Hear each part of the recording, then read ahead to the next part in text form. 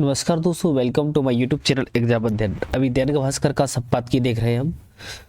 कर्मचारियों का वेतन नहीं बल्कि उनकी संख्या बढ़ाए। आइए संपादकीय में क्या लिखा है देखते हैं। केंद्र ने 8वें वेतन आयोग की घोषणा की है और 18 माह में रिपोर्ट 1 जनवरी से संतुष्टि लागू होगी। करीब 50 लाख कर्मचारियों और 69 लाख पेंशनर्स यानी 1.19 करोड़ परिवारों को खुश करने के लिए संदेश चरणबद्ध तरीके से बिहार, दिल्ली, यूपी और गुजरात चुनाव के पहले कर दिया है। देश में प्रति व्यक्ति 1000 आबादी पर सरकारी कर्मियों यानी केंद्र और राज्यों को मिलाकर के इनका अनुपात 16 है, जबकि जापान में 39, यूके और कनाडा में 39 से 46 के बीच में, फ्रांस में 55, चीन में 57, इंडोनेशिया में 60, यूएसए में 70, ब्राज़ील में 111, नॉर्वे में 150 है। इससे भी चिंता का पहलू यह है कि भारत में प्रति व्यक्ति आय के अनुपात में इन कर्मियों का वेतन दुनिया में सबसे ज़्यादा है। प्रति व्यक्ति आय के अनुपात में विश्व बैंक की एक रिपोर्ट के अनुसार भारत में एक सरकारी कर्मचारी देश की प्रति व्यक्ति आय के अनुपात में 7 गुना ज़्यादा वेतन पाता है। क्या बोला है? विश्व बैंक की रिपोर्ट बताया कि भारत में एक सरकारी कर्मचारी देश की प्रति व्यक्ति आय के अनुपात में 7 गुना ज़्यादा वेतन पाता है, जबकि चीन में यह मात्र अनुपात 11 गुना है। अति संपन्न OECD देशों में भी यह 6 गुना ही है। यह बताता है कि एक सरकारी कर्मी के मुकाबले समाज के औसत व्यक्ति की आर्थिक स्थिति कैसी है। आज़ादी के 2 दशक तक सरकारी कर्मी की पगार प्रति व्यक्ति आय से कम थी। आज़ादी के 2 दशक तक, लेकिन वेतन आयोगों के जरिए बेतहाशा बढ़ने लगी। कई गुना सरकारी वेतन के कारण युवा इनोवेशन से हटकर सरकारी नौकरियों को ही अंतिम सत्य चुनते हैं और समाज में एक आर्थिक खाई बढ़ती जाती है। विकास की विपन्नता और आर्थिक समृद्धि के संकट। प्रकाश दुबे, समूह संपादक और दैनिक भास्कर के। अमेरिका के राष्ट्रपति डोनाल्ड ट्रंप ने देशवासियों को आश्वस्त किया है कि वे बढ़े हुए टैरिफ से होने वाली कमाई से हर अमेरिकी के खाते में कम से कम $2000 जमा किए जाएंगे। आर्टिफिशियल इंटेलिजेंस ही नहीं, नैसर्गिक भारतीय मेधा को परिश्रम से हजारों भारतीय तराशते हैं। नामी गिरामी से लेकर के अनाम देसी संस्थाओं में पढ़कर समय और धन खर्च करते हैं। उसके बाद जन्मभूमि छोड़कर के अमेरिका जैसे समृद्ध देशों को अधिक सशक्त बनाने में अपनी ऊर्जा खर्च करते हैं। बदले में डॉलर लक्ष्मी का आशीर्वाद पाते हैं। अंग्रेजी महीने जनवरी में प्रवासी दिवस मनाया जाता है। मेधावी प्रवासियों पर गर्व करता है और स्वदेश में निवेश करने का विनम्र आग्रह करता है। साल 2014 में हर हिंदुस्तानी के खाते में 10 से 15 लाख रुपए जमा करने के बाद बाबा रामदेव ने बार बार दोहरा कर प्रचारित किया था। महाराष्ट्र और मध्य प्रदेश में लाडली बहना योजना। विधानसभा चुनाव से पहले महिलाओं के खाते भरने के मामले में बिहार में मुख्यमंत्री नीतीश कुमार ने खजाना खोला है। कुछ और राज्यों में नागरिकों को अमीर बनाने के अपने अपने तरीके से उपक्रम जारी है। अमेरिकी प्रेसिडेंट ने भारत को अंततः विश्वगुरु मान लिया है। ट्रंप ने भी भारतीय नुस्खा अपना लिया है। टैरिफ हथियार से लगी चोटों को सहलाते हुए भारत समेत दुनिया के अनेक देशों को परोपकारी की तरह वसुंधरा को बेहतर बनाने में अपने योगदान पर गर्व करना चाहिए। समृद्धि के मानचित्र में अमेरिका हाथी की तरह विशाल है। दुनिया भर को अमेरिका धौंस देता है कि जिसने डॉलर की अनदेखी की उसकी खैर नहीं। अमेरिकी डॉलर विश्व मुद्रा के सिंहासन पर आसीन है। सिंहासन हिलाने वाले भारत, रूस, चीन, ब्राजील की धमकियां मिली। ब्रिक्स का डॉलर विखंडन की साजिश माना जा रहा था।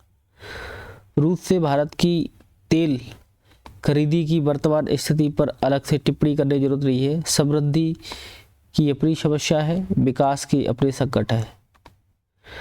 विकासशील देशों का गमछा उतारकर भारत विकसित देशों की कतार में खड़ा होना चाहता है। विकासशील देशों का गमछा उतार करके भारत विकसित देशों की कतार में खड़ा होना चाहता है। संकट से जूझते समृद्ध देश आंखें तरेर रहे हैं। विकास की विपन्नता और समृद्धि के संकट का क्षेत्रीय और स्थानीय उदाहरण से समझें, सरलता से समझें। किसान आत्महत्याओं के लिए बदनाम विदर्भ अंचल के नागपुर शहर से महानगरी मुंबई को समृद्धित मार्ग से जोड़ने का काम वर्षों से चल रहा है। रोजगार की तलाश में मायानगरी जाने की दौड़ भाग करने वाले उत्तर प्रदेश, बिहार के साथ ही मध्य प्रदेश को विकल्प मिल सकता है।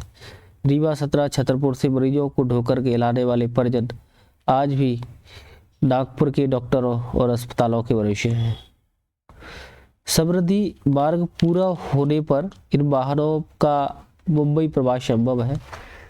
समय और खर्च में बचत होगी। आर्थिक सामर्थ्यवान अमेरिका उड़ जाते हैं। शेड्यूल उमरिया, अनूपपुर के वन बहुल इलाके से महाराष्ट्र के मराठवाड़ा इलाके में गए श्रमिकों की यात्रा कथा याद कर रहे हैं।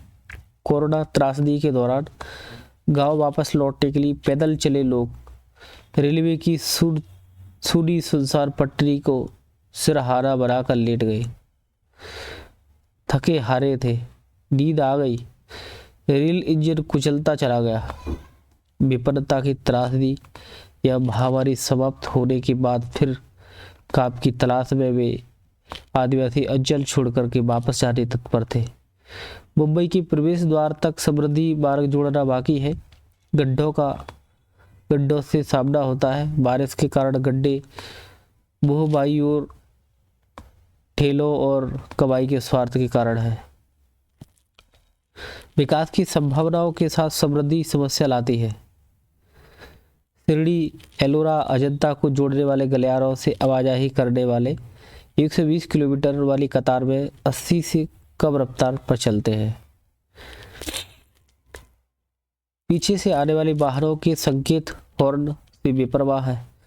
विदर्भ मराठवाड़ा सीमा में जुड़ने वाले ट्रक और अन्य वाहनों ने गति सीमा की कतार पर ध्यान रखते हैं और ध्यान दिलाने के बावजूद टस से मस भी नहीं होते हैं। बेझिझक सड़क पर थमते हैं। खान पान की टूटी फूटी व्यवस्था के बावजूद कीमतें हवाई अड्डों से होड़ लेती है। अपवाद है, कुछ मुंबई दिशा से आने वाले यात्रियों के लिए सेंद्रा करमाड़ा मोड़ पर पेट्रोल पंप है। अस्थायी अल्पाहार में वरिष्ठ नागरिकों, बच्चों, मरीजों के लिए मानवीय सेवा है। बस में प्रशासन व्यवस्था है। साफ सुथरे अल्पाहार गृह की पीछे कचरे का ढेर प्रमाण है। विपन्न समृद्ध बनने चले और समृद्ध विपन्नता से बचाव करने में जुटे कमियों से छुटकारा नहीं मिलता है। यही त्रासदी है।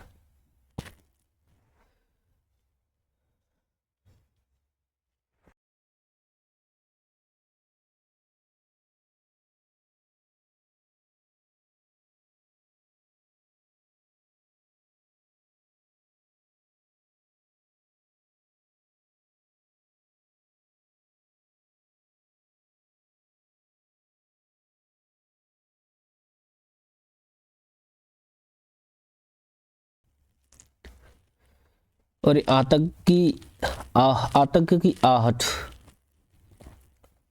दैनिक जागरण का एडिटोरियल है। पिछले कुछ दिनों में देश के विभिन्न हिस्सों से आतंकियों के कई गुटों का जो भंडाफोड़ हुआ वो चिंतित करने वाला ही है। यह गंभीर चिंता की बात ही है कि पढ़े लिखे और यहाँ तक कि डॉक्टर डिग्री धारक भी आतंक के रास्ते पर चल रहे हैं। इसी के साथ ये संतोष की बात भी है कि वे पुलिस और खुफिया एजेंसी की निगाह में आ जा रहे हैं। इसके बाद भी यह कल्पना सिरहट पैदा करती है कि यदि खतरनाक इरादों से लैस इन आतंकियों को समय रहते पकड़ा न जाता तो ये किसी बड़ी तबाही का कारण बन सकते थे। इसका एक संकेत गत दिवस दिल्ली में लाल किले के पास एक कार में जोरदार धमाके से मिलता है। कई लोगों को हताहत करने वाले इस धमाके की प्रकृति और उसकी तीव्रता किसी आतंकी करतूत की ओर ही इशारा कर रही है। इस कारण इस घटना की जांच में आतंक निरोधक एजेंसियां भी जुट गई है। इस दहशत पैदा करने वाली घटना के ठीक पहले गुजरात के आतंकवादी निरोधक दस्ते ने जिन 3 संदिग्ध आतंकियों को पकड़ा उनमें हैदराबाद का डॉक्टर था। उसके 2 साथी उत्तर प्रदेश के हैं। उनके पास से 3 पिस्टल और कारतूस के साथ घातक जहर राइसिन बनाने वाली सामग्री मिली है। इन आतंकियों की गिरफ्तारी के अलावा जम्मू कश्मीर और हरियाणा पुलिस ने 3 डॉक्टर समेत 7 ऐसे लोगों को गिरफ्तार किया है जिन्होंने फरीदाबाद में करीब 3000 किलो विस्फोटक जमा कर रखा था। इनमें एक महिला डॉक्टर भी है और शेष में मौलवी और छात्र हैं। इनके पास से राइफल, पिस्टल और टाइमर आदि भी मिले हैं। साफ है कि अब यह धारणा सही नहीं है कि अशिक्षित और गरीब मुस्लिम युवा ही आतंक की ओर उन्मुख होते हैं। पिछले कुछ वर्षों का दुनिया और देश का अनुभव यही बताता है कि अब पढ़े लिखे मुस्लिम युवा आतंकी बनना अधिक पसंद कर रहे हैं। वे केवल आईएस, अलकायदा, जैश और लश्कर जैसे खूंखार आतंकवादी संगठनों से नहीं जुड़ रहे हैं बल्कि खुद के आतंकी गुट बनाने का दुस्साहस कर रहे हैं। इसकी अनदेखी न की जाए। बीते दिनों कर्नाटक की जेल में बंद एक आतंकी मोबाइल से फंड जुटाते मिला तो ग्रेटर नोएडा में एक अन्य मजहबी उन्माद भड़काने वाली किताबों का प्रमोशन करते हुए। यह सही है कि आतंक का कोई मजहब नहीं होता, लेकिन इसमें कोई संदेह नहीं है कि मजहब की आड़ लेकर भी आतंक के रास्ते पर चला जा रहा है। एक के बाद एक कई आतंकी गुटों के भंडाफोड़ के बीच दिल्ली की घटना केवल यह नहीं बताती है कि सुरक्षा एजेंसियों को और अधिक सतर्क रहना होगा, बल्कि इसकी भी मांग करती है कि मुस्लिम समाज का राजनीतिक, सामाजिक और धार्मिक स्तर पर नेतृत्व करने वाले यह देखें कि किन कारण से युवा आतंक की राह पर चल रहे हैं। अगला, भूटान को चीनी चुंगल से बचाने की चुनौती। श्रीराम चौलिया लेखक, Jindal school of international affairs में प्रोफेसर और डीन है। श्रीराम चौलिया प्रधानमंत्री नरेंद्र मोदी 2 दिन के लिए भूटान की दौरे पर गए हैं। भूटान क्षेत्रफल में भारत का सबसे छोटा पड़ोसी है, परंतु इसका सामरिक महत्व अत्यधिक है क्योंकि यह चीनी कब्जे वाले तिब्बत और भारत के बीच ऊंचे हिमालय में स्थित मध्यवर्ती देश है। गत 11 वर्षों में प्रधानमंत्री मोदी वहां 4 बार जाना हुआ है। इसी तरह भूटान के प्रधानमंत्री और राजाओं का लगातार भारत में आगमन का क्रम दर्शाता है। इस संवेदनशील रिश्ते को उचित ही सर्वोच्च राजनीतिक महत्व दिया जा रहा है। भूटान अगर कमजोर और बेसहारा बन जाए तो विस्तारवादी चीन न केवल उसे निगल जाएगा बल्कि भारत की सीमा पर एक और मोर्चा खोल देगा। 1950 के दशक में तिब्बत में चीन ने अतिक्रमण और वर्तमान में नेपाल में चीन के विस्तार को देखते हुए भारत के लिए सुनिश्चित करना अनिवार्य होगा कि भूटान को चीन की महत्वाकांक्षाओं से बचाकर रखें। एक अद्वितीय हिमालयी बौद्ध राष्ट्र को आक्रामक महाशक्ति चीन के जबरन कब्जे से बचाना कोई किताबी या सैद्धांतिक मुद्दा नहीं है। सी लाइट नामक अंतर्राष्ट्रीय शोध संस्थान के अनुसार हाल के वर्षों में चीन ने भूटान की पारंपरिक सीमाओं के भीतर कम से कम 12 कृत्रिम गांव बसाए हैं। चीन ने भूटान की पारंपरिक सीमाओं के भीतर, जो इस छोटे से देश के लगभग 2% भूभाग पर कब्जा है। इन चीनी बस्तियों में सड़कें, सैन्य चौकियां और प्रशासनिक केंद्र भी शामिल हैं, जिससे जमीनी स्तर पर ऐसे नए तथ्य अंकित कर दिए हैं जिन्हें नकारना मुश्किल है। भूटान की सीमा वार्ताओं के अंतर्गत चीन ने नए दावे भी पेश किए हैं ताकि भूटान की संप्रभुता धीरे धीरे घिस जाए और चीनी सेना भारतीय की सीमाओं को घेर ले।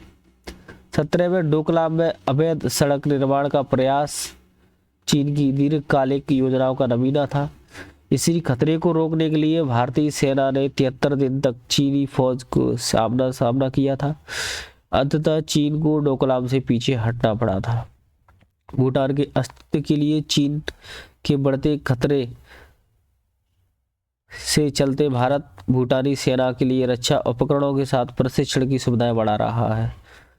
2007 में संशोधित भारत भूटान स्थायी मैत्री संधि के अनुसार दोनों देश राष्ट्रीय सुरक्षा के लिए हानिकारक गतिविधियों का मुकाबला करेंगे। चीन के द्वारा भूटान में घुसपैठ करने और उसे अपने अधीन लाने के मंसूबों के कारण प्रतिरक्षा भारत भूटान संबंधों का प्रमुख स्तंभ बना रहेगा। चूंकि भूटान को भारतीय सैन्य सहायता संवेदनशील मामला है, इसलिए उसके बारे में सार्वजनिक रूप से घोषणा नहीं होती है। इसके बाद भी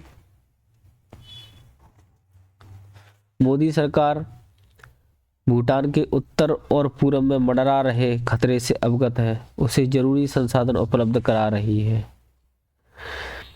भूटान को अपने प्रभाव में लाने के इरादे से चीन उसे आर्थिक प्रलोभन दे रहा है। दक्षिण एशिया में भारत के पड़ोसी में भूटान एकमात्र देश है जो चीन की बेल्ट एंड रोड पहल में शामिल नहीं हुआ। ऐसे में भूटान की आर्थिक प्रगति और ढांचागत सुधार और आधुनिकीकरण के प्रति भारत का एक विशेष दायित्व है। भूटान की अपनी चौथी यात्रा में मोदी भारत की मदद से बने पुनत संगचू जल विद्युत परियोजना का अनावरण करेंगे। भारत की मदद से बने ये जल विद्युत परियोजना है पुनत संगचू, और जिससे भारत को भूटान से बिजली का निर्यात और भूटान में भारतीय कंपनियों का निवेश बढ़ेगा। भारत अपने उत्तर पूर्वी राज्य असम के कोकराझार से भूटान के प्रतिष्ठित न्यू गिलेफू माइंडफुलनेस सिटी तक 58 किलोमीटर लंबी रेल लाइन का भी निर्माण कर रहा है, जिससे आपसी कारोबार और पर्यटन का विकास होगा।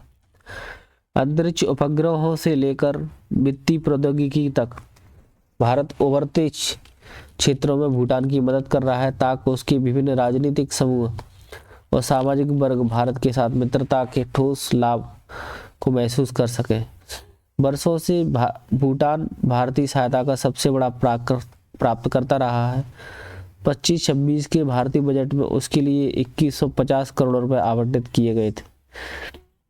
मोदी को भूटान की यात्रा दुनिया को याद दिलाएगी कि भारत दक्षिण एशियाई पड़ोसियों के लिए प्रमुख साझेदारी बनने के लिए तत्पर है।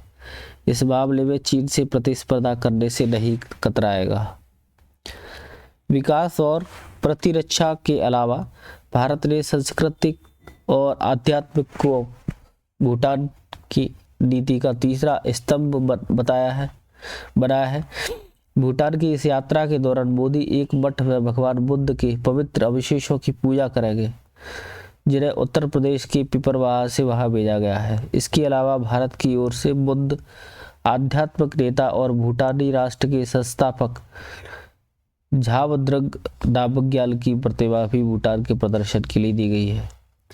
भूटान की 8 लाख से भी कम आबादी अत्यंत धर्मपरायण है और अपनी अतुलनीय बौद्ध विरासत के संरक्षण के प्रति सचेत है।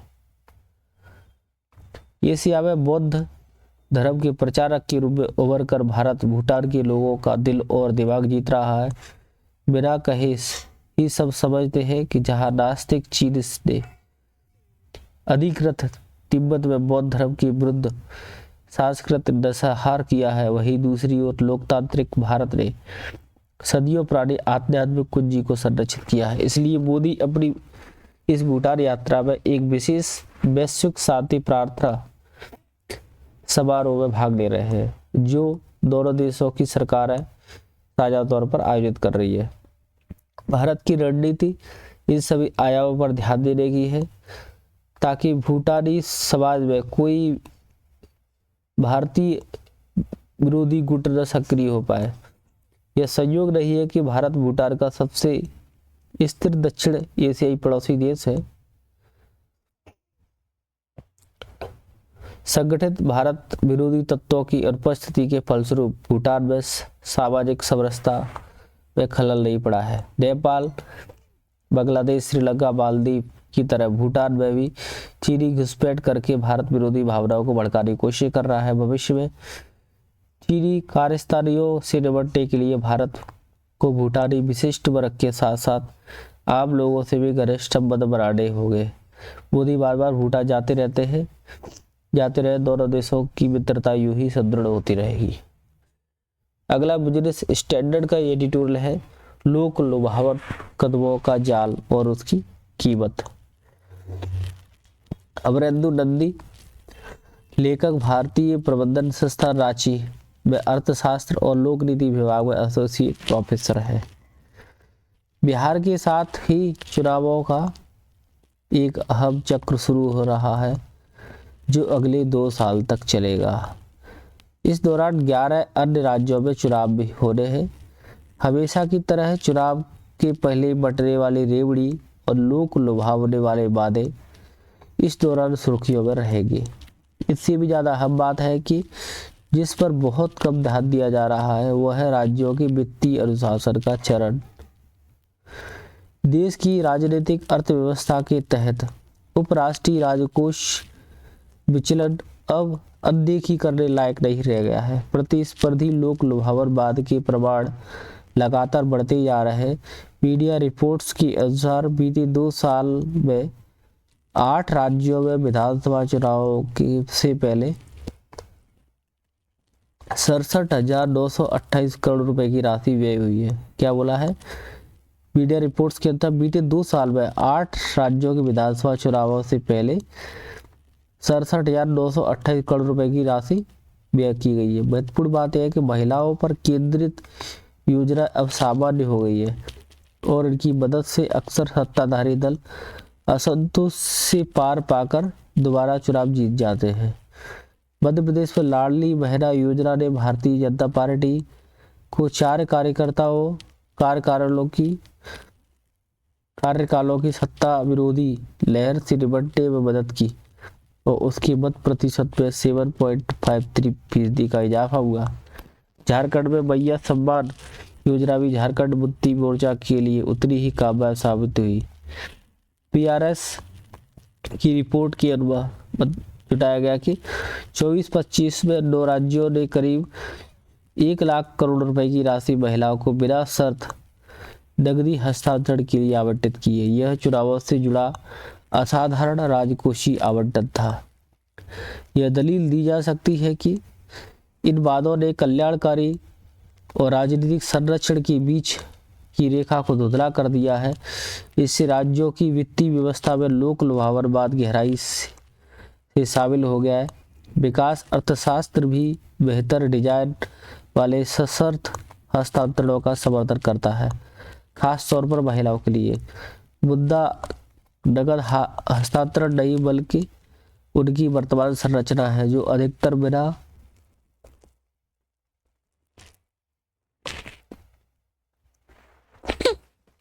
मुद्दा नगद हस्तांतरण का नहीं बल्कि उनकी वर्तमान संरचना है जो अधिकतर बिना शर्त सार्वभौमिक और लगभग स्थायी हो गई है।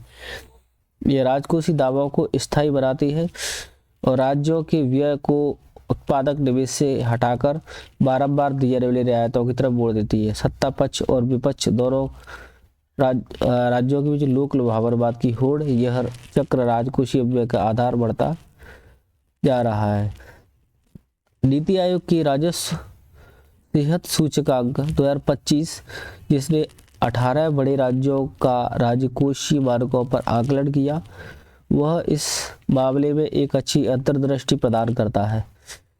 संयुक्त ऋण GSDP राज्य का सकल घरेलू उत्पाद अनुपात एक दशक पहले 22% से बढ़कर करीब 30% हो गया है। ब्याज भुगतान का बोझ बढ़कर राजस्व प्राप्तियों का 21% हो गया है। पंजाब, पश्चिम बंगाल, केरल और राजस्थान में ऋण अनुपात बढ़कर 38 से 46% तक जा पहुंचा है। कई राज्यों में राजस्व प्राप्ति का आधा से ज़्यादा हिस्सा तो ब्याज भुगतान में चला जाता है, जिसकी वजह से निवेश के लिए गुंजाइश कम रह जाती है। फिर भी ये सुर्खियां पूरी कहानी नहीं बताती है। बजट के बाहर की उधारी और गारंटी चुपचाप बढ़ती जा रही है। महाराष्ट्र की बजट से इतर गारंटियां की ही लगभग 1.44 लाख करोड़ रुपए तक पहुंच चुकी है। तमिलनाडु, कर्नाटका, पश्चिम बंगाल और केरल जैसे कई राज्य बिजली कंपनियां, सिंचाई निगमों और परिवहन जैसी एजेंसियों के माध्यम से नियमित रूप से उधारी लेते हैं और जिससे दायित्व वही खाते से बाहर रहते हैं। भारतीय रिजर्व बैंक इन तरह के दस्तूर को लेकर बार बार चेतावनी दी है। अनुमान लगाया है कि ऐसा छुपा हुआ कर्ज राज्यों के वास्तविक राजकोषीय घाटे में 0.5 से 1% अंक तक बढ़ोतरी कर सकता है। यह मौन संचय, जो अक्सर चुनावी लोक लुभावनवाद से प्रेरित होता है, राज्यों की राजकोषीय विश्वसनीयता को कमजोर करता है और स्थायी पीढ़ी दर पीढ़ी विकास की नींव को कमजोर भी करता है। वित्तीय बाजार भी दबाव महसूस करने लगे हैं। बैंक राज्यों के बॉन्ड में मुख्य निवेशक है, लेकिन उन्होंने सीमित मांग दिखाई है और कई ऑक्शन में कम सब्सक्रिप्शन देखने को मिले हैं। बैंक अक्टूबर से दिसंबर तिमाही में 2.82 लाख करोड़ रुपए की उधार लेने की योजना बना रहे हैं। वहीं आपूर्ति पाइपलाइन भारी बनी हुई है, जबकि मांग कम है और रुझानों में सतर्कता है। सितंबर के आरंभ में 10 वर्षीय राज्य विकास ऋण SDL होता है ना, स्टेट डेवलपमेंट लोन, और केंद्र सरकार की प्रतिभूतियों के बीच का अंतर बढ़कर 80 से 100% आधार अंक तक पहुंच गया है। पिछले 5 वर्षों में सबसे अधिक था। जो हालांकि कुल यील्ड अभी बड़ी है, लेकिन बाजार अभी भी अच्छे और कमजोर उधारकर्ताओं में फर्क करने में जूझ रहा है। पंजाब और पश्चिम बंगाल, जिनका कर्ज क्रमशः GSDP के 47 और 39% से अधिक है, अभी गुजरात और महाराष्ट्र जैसे राजकोषीय से मजबूत राज्यों, जहां यह अनुपात 19% है, की तुलना में थोड़े ही अधिक दरों पर धन जुटा रहे हैं। समान नीलामी प्रारूप और रिजर्व बैंक की हस्तक्षेप नीति ने इस अंतर को कृत्रिम रूप से कम कर दिया है, जबकि बैंकों की निवेश सीमा ने वास्तविक मूल्य निर्धारण की गुंजाइश को सीमित कर दिया है। राज्यों में राजस्व प्राप्ति का आधा से ज़्यादा हिस्सा तो ब्याज के भुगतान में ही चला जाता है, जिसकी वजह से निवेश के लिए गुंजाइश कम रह जाती है। फिर भी सुर्खियां पूरी कहानी नहीं बताती है। बजट के बाहर की उधारी और गारंटी चुपचाप बढ़ती जा रही है। महाराष्ट्र की बजट से इतर गारंटियां ही लगभग 1.44 लाख करोड़ रुपए तक पहुंचती है। तमिलनाडु, कर्नाटका, पश्चिम बंगाल, केरल जैसे कई राज्यों में बिजली कंपनियों के माध्यम से उधारी की जाती है, जिससे दायित्व वही खाते से बाहर होते हैं। RBI ने इस तरह के दस्तूर को लेकर के बार बार चेतावनी दी है। ये दोबारा से इसमें आई थिंक रिपीटेड है शब्द सर पूरा, और रुझानों में सतर्कता है। सितंबर के आरंभ में SDL वगैरह ये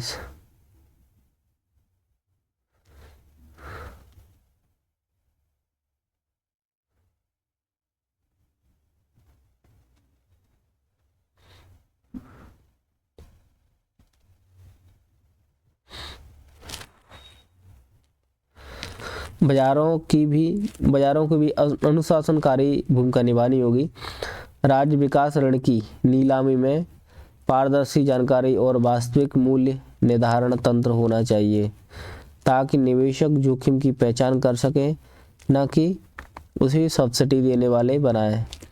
15वें वित्त आयोग की शर्त के आधारित उधारी ढांचे और मजबूत किया जाना चाहिए और उन राज्यों के लिए स्पष्ट दंड निर्धारित किए जाने चाहिए जो लगातार 8 राजस्व घाटा बनाए रखे हुए हैं, बिना शर्त हस्तांतरण योजनाओं का विस्तार करना चाहते हैं। बहरहाल, अगर राजनीतिक प्रोत्साहन की मूल संरचना जस की तस बनी रही तो केवल संस्थागत सुधार पर्याप्त नहीं हो सके। सच तो यह है कि प्रतिस्पर्धात्मक लोक लुभावनवाद तब तक बना रहेगा जब तक मतदाता लगातार हो रहे राजकोषीय अपव्यय की लागत को अंदरूनी रूप से नहीं समझते हैं। जब चुनावी लोक लुभावन के साथ राजकोषीय पारदर्शिता और मतदाता की विवेकशीलता जुड़ेगी, तभी भारत के राज्य रियासतों की बजाय स्वशासन के आधार पर प्रतिस्पर्धा करेंगे। अगला हिंदुस्तान.com का एडिटोरियल, आतंकी साजिशों पर बने रहे शिकंजे। Sushant Sareen, senior fellow ORF। ऐतिहासिक लाल किले के पास सोमवार की देर शाम धमाके की खबर चिंताजनक है। सुबह में जब राजधानी दिल्ली से सटे फरीदाबाद शहर से 2900 किलोग्राम विस्फोटक सामग्री मिलने की खबर आई थी तो माना गया कि वह हमारी सुरक्षा और एजेंसियों के खिलाफ बड़ी सफलता है। मगर देर शाम राष्ट्रीय राजधानी में इस तरह की धमाका हो जाना संकेत है कि आतंकी किसी बड़ी घटना को अंजाम देने की तैयारी में जुटे थे। इससे पहले रविवार को गुजरात के अहमदाबाद में भी ATS ने IS के 3 संदिग्धों को दबोचा था। खबर यह है कि बांग्लादेश के अंदर लश्कर-ए-तैयबा की आतंकी सक्रिय हो गए हैं। अब वहां से भारत में दहशतगर्दी के निर्यात का खतरा बढ़ गया है। जाहिर है कि हमारी राष्ट्रीय और आंतरिक सुरक्षा आतंकियों की रडार पर है। वैसे यह खतरा तो हमेशा से रहा है। हाँ, उसकी निरंतरता और तीव्रता ऊपर नीचे होती रही है। कभी खतरा बढ़ गया है और तो कभी कम होता प्रतीत होता है। पिछले 1-1.5 साल से तेजी से बदली भू राजनीति भी हमारे सुरक्षा बलों की परीक्षा लेती रही है। बांग्लादेश के घरेलू हालात और नेपाल के उपद्रव और पाकिस्तान परस्त आतंकी संगठनों की नई रणनीति, विशेषकर सीमा रेखा के पास बड़े आतंकी शिविरों के बजाय सुदूर इलाकों में छोटे छोटे ठिकाने बनाना ताकि भारतीय एजेंसियों की निगरानी से बचाया जा सके, ने क्षेत्र में ऐसी अस्थिरता को जन्म दिया है जिसमें भारत के सामने चुनौतियां बढ़ गई। नतीजतन हमने अपनी सुरक्षात्मक रणनीति भी तेजी से बदली है। यह सही है कि सभी आतंकी गतिविधियां कट्टर इस्लामी सोच से प्रेरित नहीं होती हैं, लेकिन यह भी सच है कि भारत में कश्मीर से जुड़े आतंकी गुटियां अंतर्राष्ट्रीय जिहादी संगठन से प्रेरित आतंकवाद का खतरा कभी नहीं टला है। उसमें उतार चढ़ाव आता रहा है। मुमकिन है कि ऑपरेशन सिंदूर के बाद पाकिस्तान सीधे तौर पर कोई हिमाकत न करे, लेकिन उसकी ज़मीन पर पलने वाले आतंकी संगठन इसी कोशिश में होंगे कि किसी आतंकी घटना को अंजाम देकर भारत में अस्थिरता पैदा की जाए। वे इसको भारत का घरेलू मसला बताकर दुष्प्रचार भी कर सकते हैं। दिल्ली धमाके के बाद अगर ऐसा होता है तो कोई आश्चर्य नहीं होगा। फरीदाबाद में जम्मू कश्मीर और स्थानीय पुलिस की संयुक्त कार्रवाई की थी। हालांकि जो कहानी पुलिस ने सुनाई है वह कोई अतिरंजित लग सकती है, फिर भी इसे सुरक्षा बलों और खुफिया एजेंसियों के तालमेल का सुखद नतीजा माना जाना चाहिए। यह विस्फोट बरामद हुआ है, अमोनियम नाइट्रेट था जो कोई बना बनाया विस्फोट नहीं होता है, बल्कि प्रयोगशाला में तैयार किया जाता है। इसकी परीक्षण की दरकार होती है। जाहिर है कि इन संदिग्धों की गिरफ्तारियां हुई है और उनके संपर्क तलाश जाएंगे और ताकि पूरी षड्यंत्र उजागर हो सके। दिल्ली धमाके से भी तार जुड़ा जाएगा। कहा जा रहा है कि जैश मोहम्मद से जुड़े हो सकते हैं इसके तार, क्योंकि उसके पोस्टर चिपका रहे थे।